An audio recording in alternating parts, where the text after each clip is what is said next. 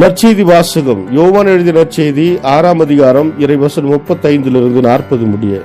இயேசு அவர்களிடம், வாழ்வு தரும் உணவு நானே, என்னிடம் வருபவருக்கு பசியை இராது, என்னிடம் நம்பிக்கை கொண்டிருப்பவருக்கு என்றுமே தாகம் இராது. ஆனால் நான் உங்களுக்கு சொன்னவாறே நீங்கள் என்னை கண்டிருந்தும் நம்பவில்லை.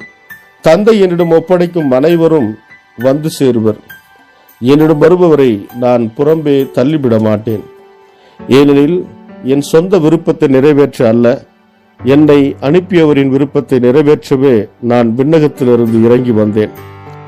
அவர் என்னிடம் ஒப்படைக்கும் எவரையும் நான் அழிய விடாமல் இறுதி நாளில் அனைவரையும் உயிர்த்தெழச் செய்ய வேண்டும். இதுவே என்னை அனுப்பியவரின் திருவுளம்.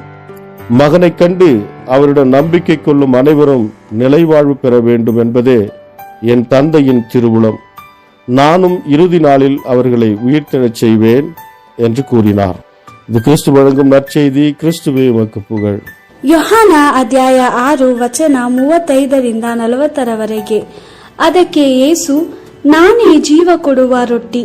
ನನ್ನ ಬಳಿಗೆ ಬರುವವನಿಗೆ ಎಂದಿಗೂ ಹಸಿವೆಯಾಗದು, ನನ್ನಲ್ಲಿ ನಂಬಿಕೆ ಇಡುವವನಿಗೆ ಎಂದಿಗೂ ಬಾಯಾರಿಕೆಯಾಗದು.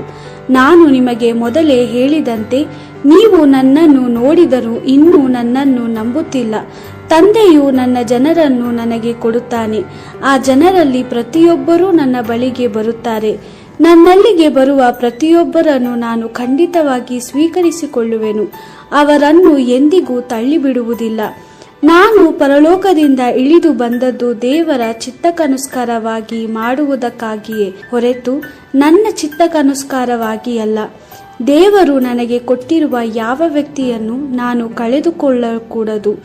ಅಲ್ಲದೆ ಅಂತಿಮ ದಿನದಂದು ನಾನು ಆ ಜನರನ್ನು ಜೀವಂತವಾಗಿ ಎಬ್ಬಿಸಬೇಕು. ನನ್ನನ್ನು ಕಳುಹಿಸಿದಾತನು ಆ ಕಾರ್ಯವನ್ನೇ ನನ್ನಿಂದ ಅಪೇಕ್ಷಿಸುತ್ತಾನೆ. ಮಗನನ್ನು ನೋಡಿ ಆತನಲ್ಲಿ ನಂಬಿಕೆ ಇಡುವ ಪ್ರತಿಯೊಬ್ಬನು ನಿತ್ಯ ಜೀವವನ್ನು ಹೊಂದಿದ್ದಾನೆ. ಅಂತಿಮ ದಿನದಂದು ನಾನು ಆ ವ್ಯಕ್ತಿಯನ್ನು ಜೀವಂತವಾಗಿ ಎಬ್ಬಿಸುವೆನು. ನನ್ನ ತಂದೆಯು ಬಯಸುವುದು ಇದನ್ನೇ ಎಂದನು. ದೇವರ ವಾಕ್ಯವಿದು. ದೇವರಿಗೆ ಕೃತಜ್ಞತೆ ಸಲ್ಲಲಿ. Gospel according to John chapter 6 verse 35-40. Jesus said to them, I am the bread of life. Whoever comes to me shall never be hungry, and whoever believes in me shall never be thirsty. Nevertheless, as I said, you refuse to believe even when you have seen me. Yet all that the Father gives me will come to me, and whoever comes to me I shall not turn away. For I have come down from heaven, not to do my own will, but the will of the one who sent me.